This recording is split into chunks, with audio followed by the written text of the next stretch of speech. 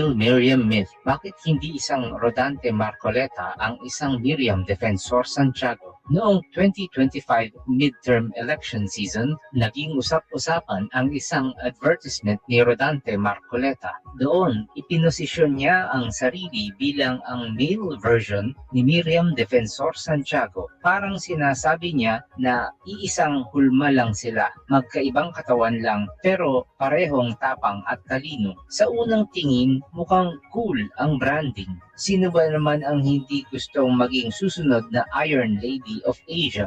Pero sa politika, ang pangalan ay hindi parang costume na isinusuot lang tuwing kampanya. Ang pangalan ay may kalakip na record, prinsipyo at bigat ng batas. Kapag inihahambing mo ang dalawang ito side by side, malinaw na ang pag-angkin ni Marcoleta sa legacy ni Miriam ay hindi lang exaggeration. Ito ay isang malaking pagkakamali. Narito ang paghimay kung bakit langit at lupa ang distansya ng kanilang mga prinsipyo. West Philippine Sea, ang batas versus ang todo tanggi. Sa usapin ng ating karagatan, magkaiba ang kanilang planeta. Si Miriam ay isang international law scholar. Para sa kanya, ang West Philippine Sea ay hindi slogan. Ito ay sovereign rights na nakaugat sa UN clause. Ginamit niya ang batas para palakasin ang bansa laban sa higanteng China. Si Marcoleta, kabaligtaran. Sinabi niyang wala namang West Philippine Sea. Gawa-gawa lang natin yan. Sa mundo ng batas, ang pag-deny sa pangalan ay paghina ng ating laban. Habang si Miriam ay gumamit ng batas para palakasin ang Pilipinas, si Marcoleta ay gumamit ng teknikalidad para paliitin tayo. Karapatang pantao, tagapagtanggol versus strangler. Dito pa lang, bagsak na ang male Miriam narrative.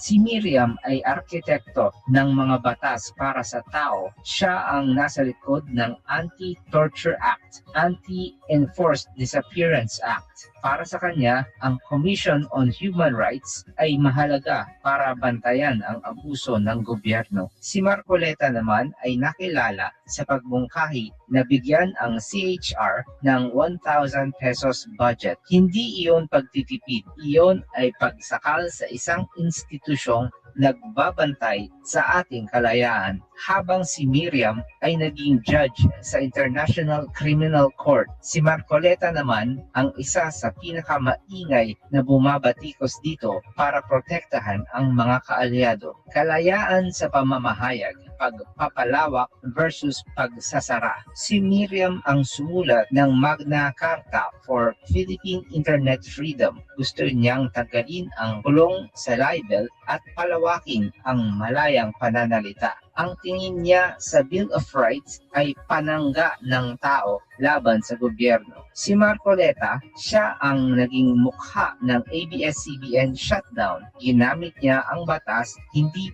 bilang gabay, kundi bilang pamalo para pasunurin ang media. Habang si Miriam ay gustong magpalawak ng boses, si Marcoleta ang naging instrumento sa pagpatahimik ng pinakamalaking network sa bansa. Pananampalataya versus siyensya sa batas. Sa mga usaping panlipunan, doon lalong lumalabas ang pagkakaiba. Si Miriam ang pangunahing tagapagtanggol ng RH Law. Sabi niya, ang Biblia ay hindi batas ng Republika. Naniniwala siya sa siyensya at karapatan ng kababaihan. Pabor din siya sa SOGI Bill at divorce. Si Marcoleta ay consistent na tutol sa mga ito. Madalas siyang gumamit ng mga berso sa Biblia at relihiyosong doktrina para harangin ang mga batas na ito. Ang pag-asa sa scripture para sa batas ng bansa ay eksaktong kabaliktaran ng secular constitutionalism na pinanindigan ni Miriam sa buong buhay niya. Political dynasties, galit versus todo depensa. Tinawag ni Miriam ang mga political dynasties na stationary bandits at mga matatakaw sa kapangyarihan. Inihain Hinuhukay niya ang anti-dynasty bill kahit alam niyang aawayin siya ng buong Kongreso. Si Marcoleta naman ay ipinagtanggol ang pagtakbo ng sarili niyang anak.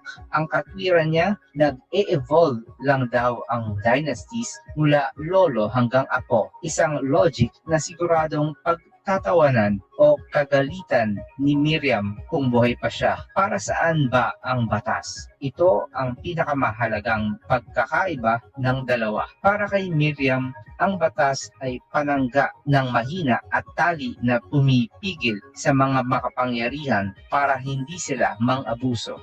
Para kay Marcoleta, ang batas ay tila sandata para protektahan ang mga kaalyado at ipagtanggol ang administrasyon. Si Miriam ay bumangga sa mga presidente. Si Marcoleta ay tagapagtanggol ng mga ito. Si Miriam ay nagpapalawak ng karapatan. Si Marcoleta ay nagpapakitid ng mga institusyon. Ang pagtawag kay Rodante Marcoleta bilang male Miriam ay isang papuri. Ito ay isang maling pag-label sa kasaysayan. Si Miriam Defensor Santiago ay isang system builder. Siya ay nakabase sa konstitusyon, sa karapatan at sa soberanya. Si Rodante Marcoleta ay isang system enforcer, nakabase sa politika, sa relihiyon at sa karapatan sa kung sino ang nakaupo. Sa dulo, malinaw ang ebidensya. Ang tapang ni Miriam ay galing sa prinsipyo, habang ang ingay ni Marcoleta ay galing sa postura. Ang pangalan ni Miriam ay may bigat na hindi kayang pasanin ni Marcoleta. Hindi dahil bawal siyang mangarap, kundi dahil sa record pa lang, kitang-kita na.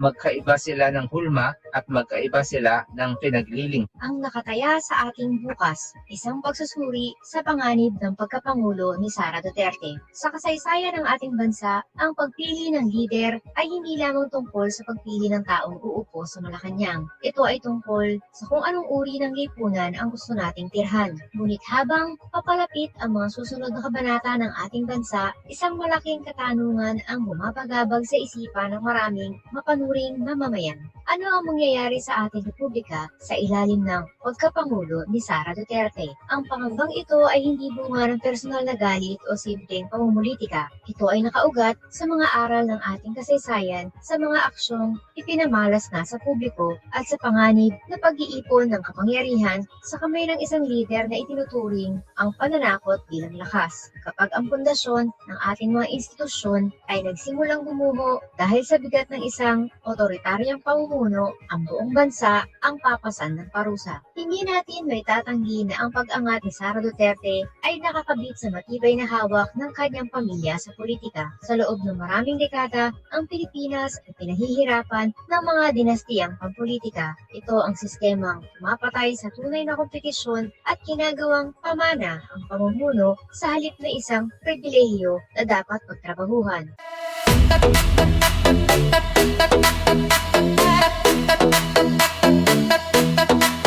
Takot na ang mga aso, dumarating ang mga kaso. Sila ay sinusundo na, dadalhin sa tatay nila. Aray waranto, takbo na bato, takbo na bato, takbo na bato. Aray waranto, bakit na bongo, bakit na bongo, bakit na bongo. Aray waranto, takbo na bato, takbo na bato, takbo na bato. Aray waranto.